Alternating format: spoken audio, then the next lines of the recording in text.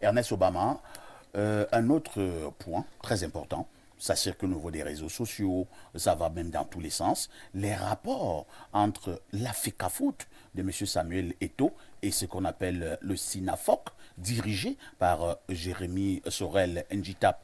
Qu'est-ce qui ne va pas entre les deux entités? Même du côté de la Côte d'Ivoire, plusieurs choses se sont dites, notamment au niveau des vestiaires. Certains ont estimé que Jérémy a été humilié au niveau des vestiaires du fait de M. Eto'o.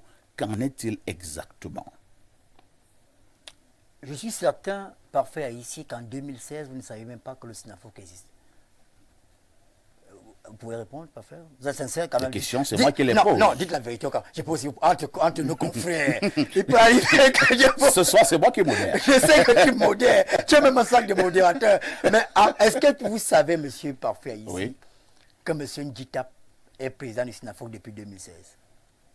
Vous ne le saviez pas.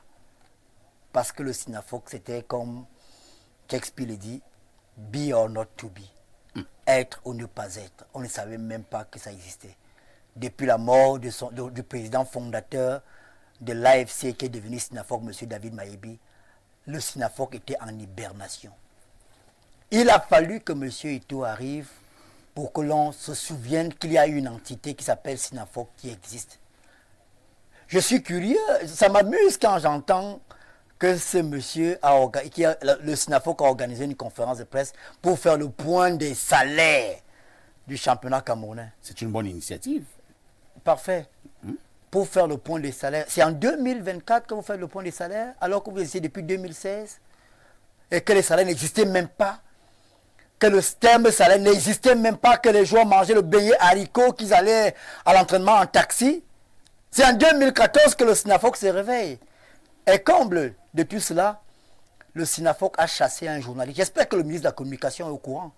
Le président Biya a dit à la radio Monte Carlo, vous le répétez régulièrement parfait ici, je souhaite qu'on se souvienne de moi, qu'on ait l'idée de celui qui a apporté la prospérité à la démocratie. La prospérité à la démocratie. Et la démocratie a 3 éléments fondamentaux.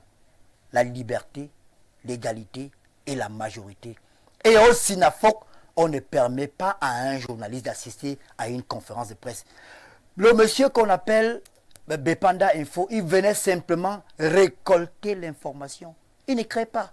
Il était dans l'exercice de ses fonctions. Il a été chassé. Maintenant, l'incident de la Côte d'Ivoire. Parfait, je me suis préparé. Tout à l'heure, je vous ai dit que les séances d'entraînement d'avant-match ont une durée d'1 heure. Tout à fait. Une compétition a des règles. Il y a même une charte et des choses qu'on respecte. Les badges qui sont donnés à ceux qui sont accrédités.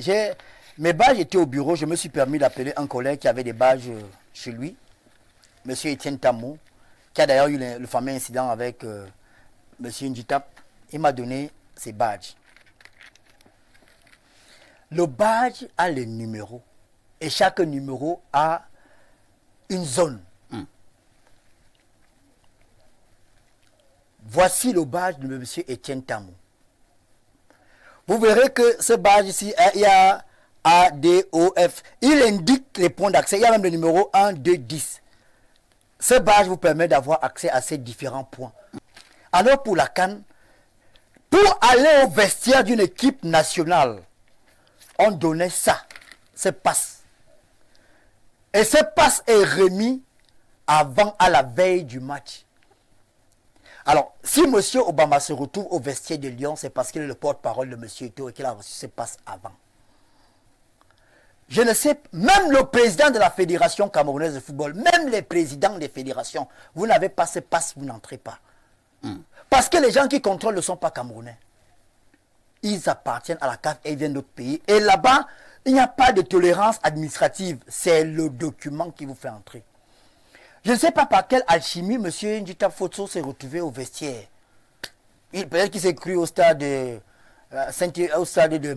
Bouddha, ou bien au stade, je ne sais pas trop, de Ngulmakong, ou bien on était à la CAN. Monsieur Nditap est quand même habitué des grands stades du monde. Mais quand on est habitué des grands stades du monde, on sait que pour aller au vestiaire, il vous faut un pass. Parfait ici, il vous faut un pass. Très bien. Et monsieur Nditap a été, ce sont les responsables de la CAF qui l'ont interpellé que monsieur, vous n'avez pas de passe pour aller au vestiaire. Parfait ici. Qu'est-ce que M. Nditap va faire au vestiaire? Vous avez vu un jour Thierry Henry au vestiaire pendant que les Bleus jouent. Vous avez vu un jour Laurent Blanc au vestiaire pendant que les Bleus jouent, même à Clairefontaine. Pourquoi M. Nditap ne part pas au vestiaire quand le Cameroun a perdu le match? Pourquoi? Pourquoi les gens veulent faire la récupération? Quand le Cameroun gagne contre la Gambie, paf! Bon, excusez-moi de dire paf! C'est juste qu'il atterrit, il est au vestiaire. Il n'a pas besoin de ça. Très bien. Et le SINAFOC, on attend le SINAFOC ailleurs. Parfait, ici. Moi, j'ai travaillé avec David Maïbi, parce que parfois les gens ne savent même pas que j'étais journaliste sportif dans ces pays. J'ai longuement travaillé avec David Maïbi. Et on a vu les actions de Maïbi. Le siège qui est à, ça s'appelle quoi, Niala? C'est Niala, à l'entrée de Douala, c'est Niala ou Niassa? Oui, Niassa. Niassa. Maïbi l'a construit avec l'argent, les subventions. Comme M. Nditap nous fasse le point de ces subventions depuis qu'il est là, depuis 8 ans. Des subventions qu'il reçoit de la FIFPro. Ou soupçonner mauvaise gestion. Ah non, ah non, ah non, quand c'est Samuel Eto'o, tout le monde est regardant. On veut savoir où va l'argent, on veut savoir ce qu'il fait. Mais pourquoi on ne pose pas la question à M. Nditap? Il ne suffit pas de se balader dans les stades, donner les ballons aux joueurs. Non. Et vous vous réveillez en 2014. On attend que M. Nditap apporte le soutien qu'il faut aux joueurs. M. Eto'o, parfait. Pourquoi les rapports entre M. Nditap et M. Eto'o sont devenus subitement, j'ai peur de dire, conflictuels? Vous savez qu'ils sont conflictuels, les rapports? Bien sûr. Non, mais je ne gère pas la vie privée de M. Eto'o. Moi, je vous parle du président de la Fédération camerounaise de football. Et je parle du président SINAFOC. Je ne sais pas si les rapports sont conflictuels. Mais si vous avez une entité qui n'est pas en phase avec l'idéologie, la philosophie que M. Eto'o veut implémenter, c'est qu'il y a un problème. Et je vous dis, parfait, ça ne vous interrogez pas, parfait, ici. Pourquoi depuis 2016 il n'y a pas eu de rapport du SINAFOC? Monsieur Parfait, ici. Si je prends une entité qui fait des rapports pratiquement chaque année, la CONAC, depuis qu'elle a été mise en place, chaque année, il y a un rapport. Imaginez que la CONAC, depuis qu'elle a été mise en place, qu'elle ne fasse pas de rapport. Et qu'un bon jour, paf, comme vous dites, conférence de presse, rapport de M. Massingam. Même vous poserez des questions. Si les gens ont des projections, les gens sont en campagne, ils veulent venir au vestiaire pour faire des images parce que le Cameroun a gagné. Il faut arrêter ça.